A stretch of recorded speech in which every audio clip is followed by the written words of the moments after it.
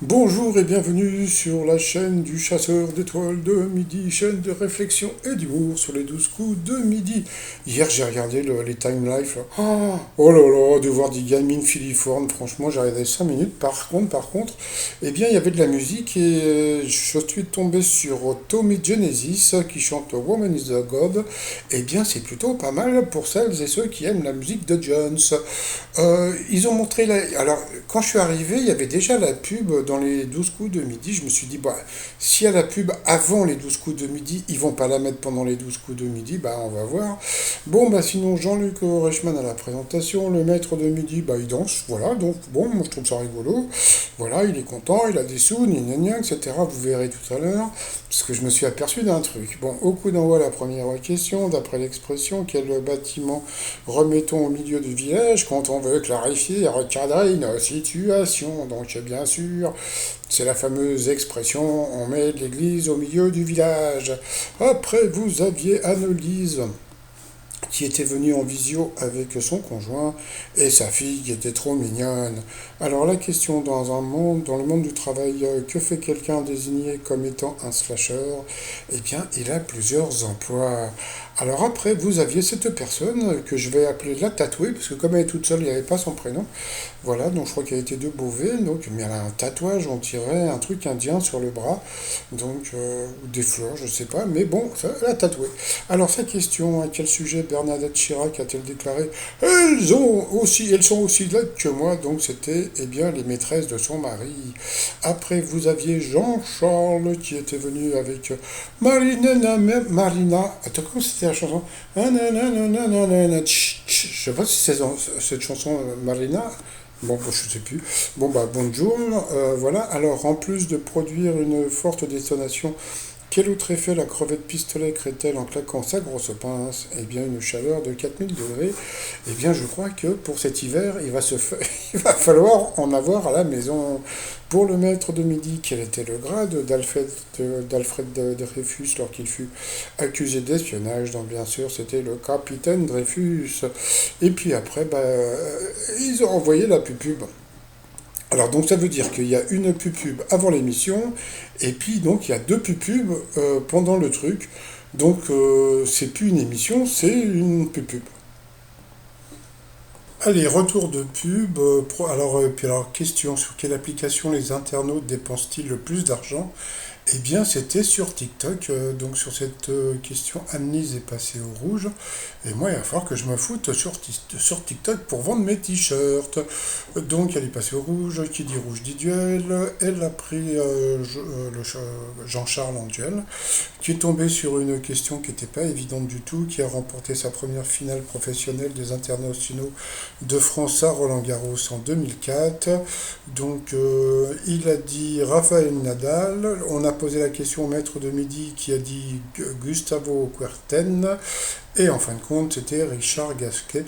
Mais bon, il faut savoir, hein, si elle avait pris donc le maître de midi en duel, il n'aurait jamais eu cette question. Hein. Donc voilà, il faut le savoir ça aussi. Hein.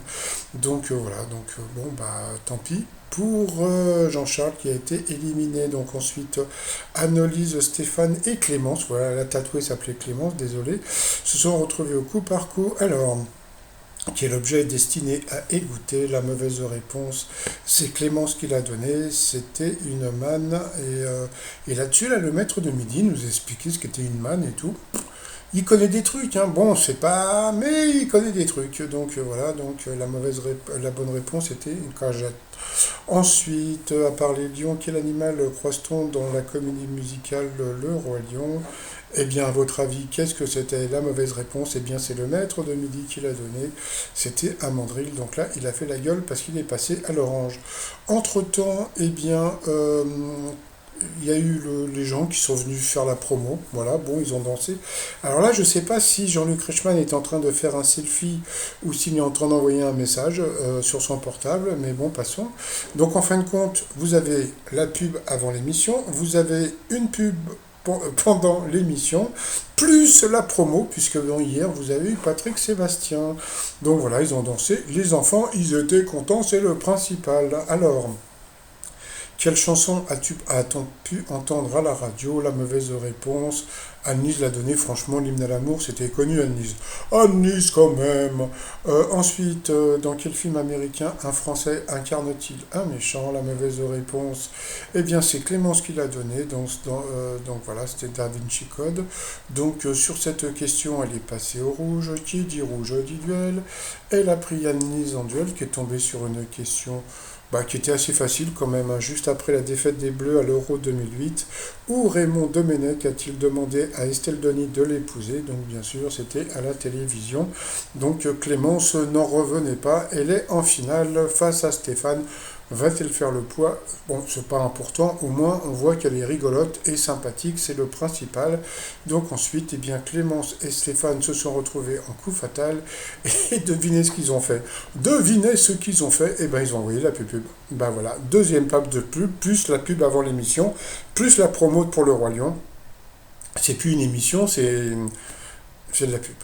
Alors, retour de la troisième pub, hein, puisque comme je vous ai dit, vous avez une pub avant les 12 coups de midi, vous avez une pub vers midi et quart, et vous en avez une vers, je sais plus, je sais pas, de 12h40, un truc comme ça, je ne m'en rends pas compte. Donc voilà, donc retour de pub et coup fatal. Alors, c'est parti. Quel film de Costa Gavras a pour titre la dernière lettre de l'alphabet? Donc la dernière lettre, tu la connais, c'est le Z, mais bon, même sans la lettre, hein, je pense qu'il aurait pu la trouver, c'est assez facile. Sur quelle partie du visage les Indiens portent-ils un bindi? Donc bon, elle a dit la tête, bon, c'était plutôt le petit truc rond là qu'il y a sur le front. Ensuite, dans La vie est un long fleuve tranquille, quel est le chant favori du curé incarné par Patrick Bouchité? Allez, avec moi. Jésus revient, Jésus revient parmi les siens. Nanana. Bon. Ensuite, de quelle couleur est l'émail de nos dents? Ça dépend. Ça dépend si c'est un gros dégueulasse, mais normalement c'est blanc. Ah, ensuite, quels animaux déposent leurs œufs dans une frayère? Eh bien, il n'y a pas eu de frayeur, c'était bien, il a dit dans les... C'est pour les poissons.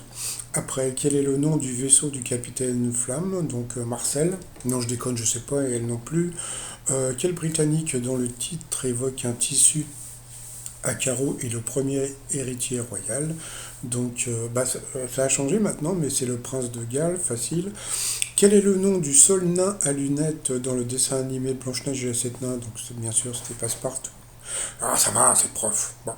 Ensuite, dans quel film d'animation voit-on Belle et le Beluga? Elle le savait, c'était Dory, bravo à elle. Quel est le nom de famille de Rocky incarné par Sylvester Stallone? Eh bien, il n'a pas trouvé. Pourtant, franchement, Rocky Balboa, bah oui. Et oui, et s'il Balboa, il balle pas autre chose. Ensuite, comment appelle-t-on les habitants? Alors ça, bon, je vais vérifier un truc, mais je crois qu'il y a eu la question hier, hein. Comment appelle-t-on les habitants de la ville italienne de Florence? Donc, bien sûr, c'était les Florentiens. Ensuite, dans quel film Ryan Reynolds joue-t-il un personnage de jeu vidéo doté d'une intelligence artificielle? Je ne me rappelle plus, en plus je l'ai vu il n'y a pas longtemps. Dans quelle série pour ados avons-nous découvert Lucy Hall en 2010? Je sais pas, elle non plus, donc c'était vraiment difficile. Quel genre de sauce assaisonne la salade verte? Donc bien sûr, c'était la vinaigrette.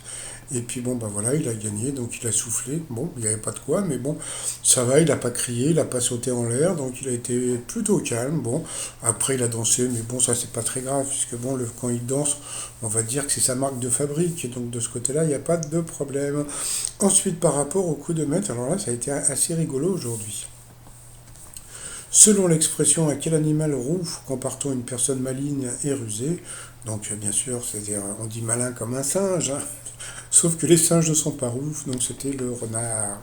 Ensuite, dans le monde, quelle couleur de voiture est la plus populaire? Bah, je sais pas pourquoi il est parti sur le gris.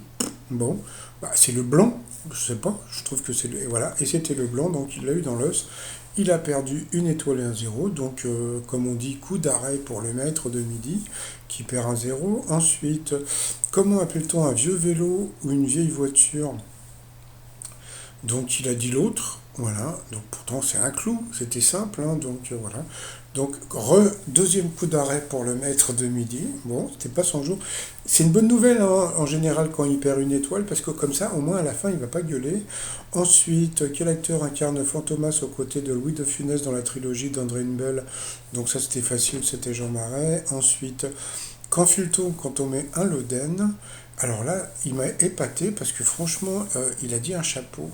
Alors, je ne sais pas si c'est parce que je suis parisien et que lui, il habite en province, mais le Loden, c'est hyper connu. C'est un manteau, je crois même que j'en avais eu un, je ne suis pas sûr, ça m'étonnerait, je crois. Je crois que c'est un truc vert. Donc voilà, donc il a perdu, voilà, donc du coup, bah, regardez, il a gagné 0, donc il va quitter le jeu avec Walou 0 Podzob. Donc voilà, c'est très rare, hein, donc voilà. Et il fait la gueule, bah tu m'étonnes.